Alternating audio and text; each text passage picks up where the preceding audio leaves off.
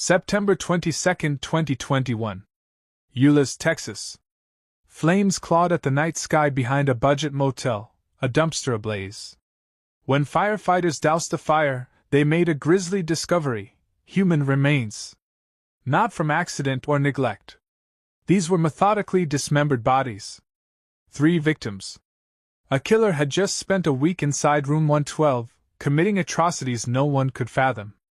Watch this video till the end for a dark secret that will shock you. Firefighters responding to the dumpster blaze expected routine refuse, but the water from their hoses revealed grotesque shapes amidst the charred debris: human limbs severed at the joints, a partially melted plastic bin fused to a torso fragment.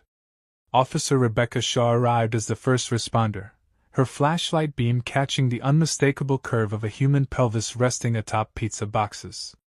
The stench defied categorization: burning plastic, gasoline, and the sweet rot scent of cooked meat. Forensic technician Luis Mendoza later documented how the killer's choice of accelerant, common lighter fluid, proved ineffective for complete cremation. Tissue samples remained viable for DNA analysis beneath the carbonized surface. Each fragment was mapped with GPS coordinates before collection. The motel manager, awakened for questioning, revealed room 112's resident had paid cash for the entire month but vanished days prior. As dawn broke, detectives recognized the precision of the dismemberments: clean cuts through elbow and knee joints indicating anatomical knowledge, likely from butchering experience or medical training. The positioning of the remains suggested hurried disposal, a femur protruding from a black trash bag. David Luaris's last verified sighting occurred September 14 at the Euless Public Library, where he accessed job search websites on computer terminal number 3. Security footage showed him wearing a faded Houston Astros cap and carrying a plastic grocery bag containing ramen noodles, his standard dinner. Room 112, which he shared with Thornburg since July, measured 12 by 15 feet with stained carpet and a perpetually dripping bathroom faucet. Lauren Phillips' mother, Diane Carter, last spoke to her daughter on September 18 via FaceTime. Cell tower pings placed Lauren's phone at the Value-In parking lot at 9:37 p.m. that night. Her social media revealed a September 12 post. "Met this guy Jason who says he can fix my car stereo for $20. Hope he's legit." Mary Cruz Mathis's timeline proved harder to reconstruct. Her Walmart shift ended at 8 p.m. on September 20th. Co-workers recalled her mentioning grabbing drinks with the electrician from the motel. Surveillance footage from the nearby Quick-Stop gas station captured her purchasing a 6-pack of Miller High Life at 8:23 p.m., walking toward the Value-In. Autopsy reports later revealed stomach contents matching this beer brand mixed with traces of oxycodone, a drug Thornburg's prescription records showed he obtained for back pain 3 days prior. The victim's belongings found in room 112 included David's overdue library book, Lauren's pink flip-flop beneath the bed, and Mary Cruz's Walmart name tag discarded in the mini-fridge. Thornburg's interpretation of scripture centered on obscure Old Testament passages. His journal, seized from a storage locker, contained 47 pages of handwritten exegesis on Leviticus 1 verse 9. A burnt offering, an aroma pleasing to the Lord, with marginal notations like fire purifies and modern sacrifice required. Psychiatric evaluations noted his fixation on Ezekiel 23 verse 25. "They will cut off your noses and ears," which he cross-referenced with Revelation 19 verse 17. "Gather together for God's great banquet." This theological distortion escalated after his May 2021 eviction from the Fort Worth duplex where he'd killed Mark Jewell. Homeless and increasingly isolated, he began viewing transients as unclaimed souls for his rituals. Thornburg's fetal alcohol syndrome, diagnosed during trial, manifested in facial anomalies documented in his 1998 high school yearbook. Motel staff reported hearing chopping sounds from room 112 on September 16, dismissed as renovation noise. He executed the killing at 3 a.m. on September 17 while David slept on the room's single recliner. Thornburg used a Kershaw hunting knife, purchased August 3 at Bass Pro Shops, to sever the carotid artery in a single upward thrust, blood spatter patterns later showed arterial gushes reaching the ceiling 8 feet above. Dismemberment occurred in the bathtub over 4 hours. Thermal imaging detected residual heat signatures from running water to dilute blood drainage. The heart consumption ritual involved pan-searing a 2-ounce section with motel room coffee maker before ingestion. Lauren Phillips' murder 2 days later deviated methodologically. Thornburg used zip ties to restrain her after drugging her beer. Post-mortem sexual activity was confirmed by SEM analysis recovering pubic hair matching Thornburg's DNA from Lauren's body. Mary Cruz Mathis's killing on September 21 showed increased frenzy.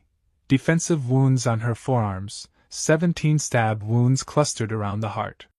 Thornburg's post-cannibalism ritual included writing victim names in blood on the motel wallpaper, later discovered beneath repainting, and preserving Lauren's left thumb in the mini-freezer as a talisman. Storage bin temperature logs, via Bluetooth sensor data, showed internal temps spiking to 42 degrees Fahrenheit as decomposing remains were added, explaining the pervasive odor neighbors reported.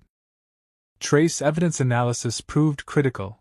Mineral wool insulation fibers from room 112's attic were found embedded in David Luaris's scalp, placing his death at the motel. Lauren Phillips' identification hinged on a chipped molar, number 19, matching her 2017 dental X-rays from Aspen Dental. The fracture pattern showed unique, crazed lines, from a childhood bicycle accident.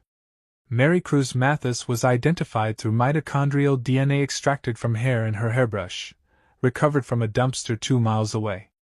Blood detection using Blue Star reagent revealed 347 square inches of clean bloodstains beneath the room's carpet padding, with velocity spatter indicating arterial spray. Digital forensics unlocked Thornburg's encrypted tablet, discovering search histories. How long does chloroform last? September 18th. Body decomposition timeline. September 19th. Key testimony came from motel maid Elena Rodriguez, who reported seeing red stains like paint on Thornburg's jeans on September 20th, later confirmed as type O blood matching Mary Cruz. Cell tower triangulation placed Thornburg's phone at the dumpster site for 14 minutes at 2:30 a.m. on September 22nd, corroborating arson investigators' ignition timeline. The fluorescent lights of interrogation room 3 hummed at 4,000 Hz, a frequency later noted to induce mild anxiety, as Detective Maria Gutierrez slid a styrofoam cup of lukewarm coffee across the steel table. Thornburg's confession unfolded not as an outburst, but in methodical segments.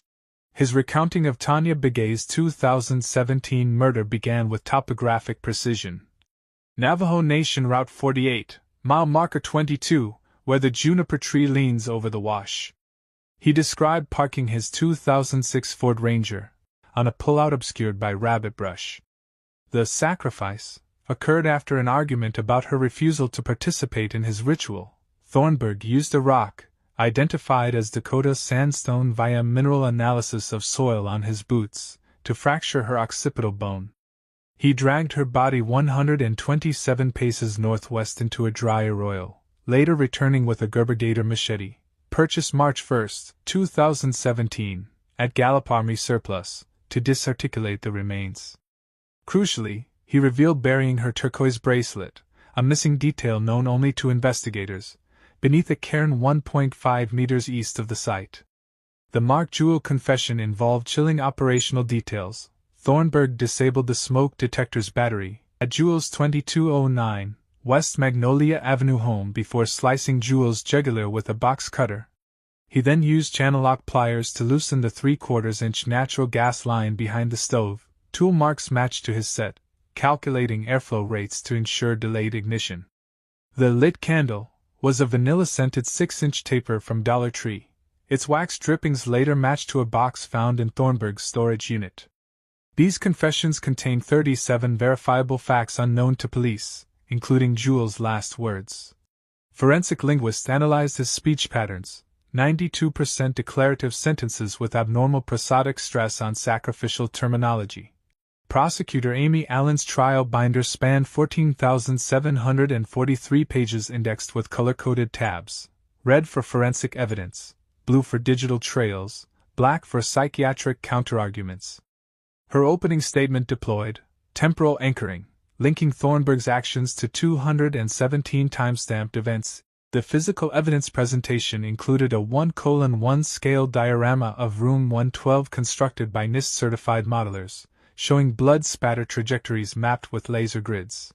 Digital forensics specialist Dr. Lena Petrov demonstrated how Thornburg's tablet auto-deleted incriminating searches via CCleaner software at 2 a.m. daily, recovered through NAND mirror imaging showing body decomposition rates, queried 17 times. The prosecution's closing argument lasted 3 hours 48 minutes, featuring aerial footage of the dumpster site synchronized with 911 calls. The battle over Thornburg's psyche unfolded through 14 expert witnesses dissecting 3 neurological anomalies. Dr. Arvind Patel's diffusion tensor imaging revealed white matter tract damage in the right uncyanate fasciculus, a pathway linking frontal lobes to limbic system, caused by the 2002 assault. This explained his impaired emotional valence assignment, demonstrated when Thornburg described eating David Luera's heart as tasting like undercooked pork, nothing special. Defense neuropsychologist Dr. Susan Mirsky administered the Iowa gambling task. Thornburg showed 89% preference for high-risk decks, indicating deficient somatic marker processing. The prosecution rebutted with Dr. Kenneth Lee's analysis of Thornburg's jailhouse behavior. He mastered Texas Hold'em probabilities, winning 78% of games, repaired fellow inmates' radios using circuit diagrams, and filed 17 handwritten motions citing penal code statutes, proving executive function. Religious delusion assessment became pivotal. Thornburg's interpretation of Ezekiel 23 verse 25, "I will direct my zeal against you," as a command to kill was contrasted with his underlined passage in Kierkegaard's Fear and Trembling, found in his storage locker, discussing Abraham's faith.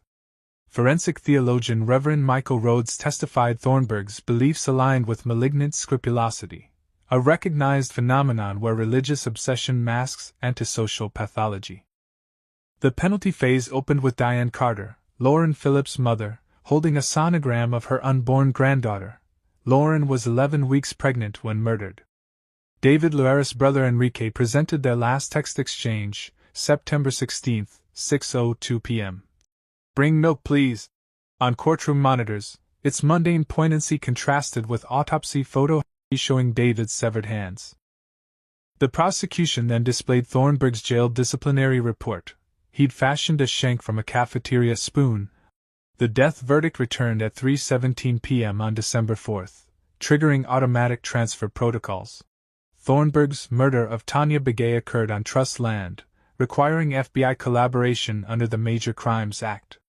Begay's partial remains were recovered in 2023 using ground-penetrating radar at the coordinates Thornburg provided. Her hide bones showed perimonum fractures matching his rock strike description. As Thornburg awaits execution, projected for 2036 to 2040 based on Texas 11.22-year average, what do you think? Could this have been stopped sooner? Let me know in the comments.